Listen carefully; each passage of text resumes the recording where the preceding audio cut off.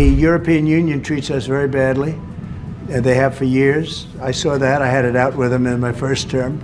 It did well, but we had to solve other problems, and we did. But European Union's been very tough. And as you know, we're going to be doing reciprocal tariffs. So whatever they charge us, we're charging them. Nobody can complain about that. Whatever it is, it doesn't even matter what it is. It's our turn too, you know. We get a turn at that also. But they have not been fair. They sue our companies and win massive amounts of money. They sued Apple, won $17 billion. Trump thought his new tariffs would make America stronger, but instead, it's driving allies closer to China. Canada and the EU are threatening countermeasures, and Mexico's response might surprise you. Could this be the beginning of a game-changing political alliance? Let's uncover the unintended consequences of Trump's boldest tariff decision yet. Before we move on, I will like you to subscribe to the channel and like the video. Remember when Trump thought slapping tariffs left and right would crown America as the economic kingpin of the world? It's starting to feel less like a brilliant strategy and more like watching him host an international train wreck, or as he might call it, the Apprentice Global Trade Edition. Except this time, everyone wants to fire him, and fast. What about the European Union? You said that negotiations are going nowhere. Where are the kind of points where they're slow moving? I've been saying to everybody, they've treated us very badly over the years. It was formed in order to hurt the United States. We were restricted from, essentially restricted from selling cars into the European Union, which is not nice. And I just said it's time that we play the game the way I know how to play the game in order to take advantage of the United States, and they've done that. We have a big deficit with them. They sell millions and millions of cars, as you know, Mercedes and BMW and Volkswagen and many others. Back in 2018, Trump slapped hefty tariffs, 30%, 50% on imports affecting countries like Canada, the EU, Mexico, and Brazil. His plan, to force these allies into better trade deals while keeping his America First promise. He insisted these moves would rebuild industries, protect American jobs, and, of course, make America great again. Sounds bold, right? But within days, he wasn't looking like the tough boss he wanted to be. Instead, America's closest allies were furious, blindsided by what seemed like a hostile act. Canada, for example, scrambled to secure exemptions for key products, all while openly slamming the tariffs as a betrayal of friendship. The European Union quickly shot back with its own threats. Counter tariffs on American goods. Imagine Germany, France, and Italy playing hardball over Harley-Davidsons and Kentucky bourbon. Are you looking for a deal in 9 days? Will you be able to do that, sir? I'm not looking for a deal. I mean, we've set the deal. It's at 50%. But again, there is no tariff if they build their plant here. Is there anything the EU can do? I don't know. We're going to see what happens. But right now, it's going on June 1st. And that's the way it is. No, they haven't treated us properly. They haven't treated our country properly. Now, if somebody comes in and wants to build a plant here, I can talk to them about a little bit of a delay.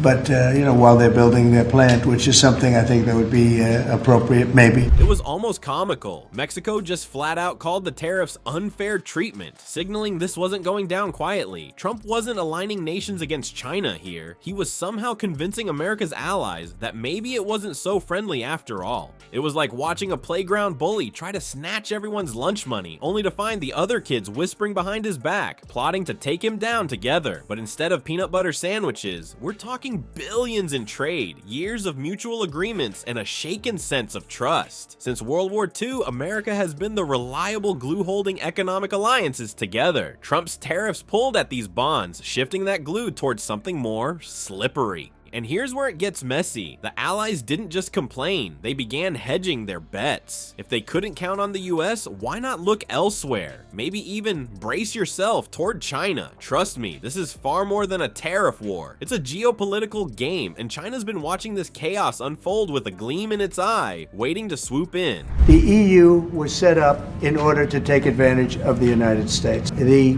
tariffs that we're talking about, and again, reciprocal.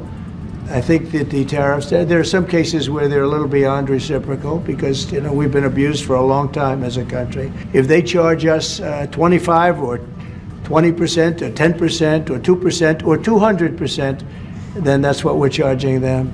We have been abused really for a long time. and we will be abused no longer. If you thought Trump's tariff war was just about numbers on a spreadsheet, think again. Brazil's unfolding story reveals it's really about global power plays, and the outcomes aren't exactly favoring Trump's vision. Take his 50% tariff on Brazil, for example. On paper, it looked like a move to punish Brazil for cozying up to China, but in reality, it might have been the shove that drove them closer together. Sometimes it feels like watching Trump write a handbook on how to lose friends and influence nobody. Here's the irony. Trump claimed this tariff decision was a response to Brazil's internal politics and its growing closeness with China. The White House framed it as a shot across the bow, not just aimed at Brazil, but as a message to any country thinking about playing both sides. But if the idea was to pull Brazil away from Beijing, the plan flopped harder than one of Trump's Atlantic City casinos. Instead, China stepped in, offering Brazil a lifeline, investments pouring into agriculture, infrastructure, and even technology. It's almost like Brazil looked at the US throwing a tantrum and thought, why stick around for this drama when China's standing by with an open checkbook? What are you hoping to achieve with a 50% tariffs on the? Well, I think this is there is no tariff, because what they'll do is they'll send their companies into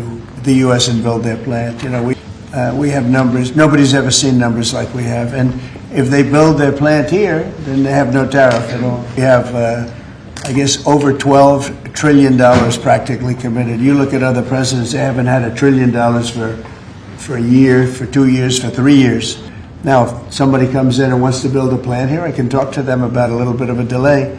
But, you know, while they're building their plant, which is something I think that would be appropriate, maybe. Picture it like this. Brazil is the kid getting grounded by one parent, the US, so they head straight to the other parent, China, for a hug and a better allowance. This growing partnership isn't just about a quick rebound either. China is already Brazil's biggest trade partner, gobbling up soybeans, beef, and iron ore like it's on an all-you-can-eat buffet, and it's not stopping there. Infrastructure projects funded by Beijing are dotting Brazil's map, creating a blueprint for tighter economic dependence. Trump's tariffs didn't just backfire, they sped up a process that was already unsettling to Washington. And here's the kicker. This isn't just about Brazil. Nations everywhere watching the US's tariff tirades are rethinking their alliances too. Trump claimed he was standing up to China, but the unintended consequence, strengthening its hand. It's not so much America first anymore as it is America lonely. Trump's tariffs weren't just a tactical slip-up. They handed China a golden opportunity wrapped in a bow. By alienating allies like Canada, the EU, and Mexico, America's top partners found themselves weighing their options, and guess who rolled out the red carpet? China. Trade isn't just about balance sheets, it's about trust, and when allies began doubting Washington's reliability, Beijing was ready to be the rebound. Uncertainty and volatility became Trump's signature exports, pushing allies to explore alternatives and reshaping alliances in favor of China. The real question is, can America rethink its strategy before the world moves on without it?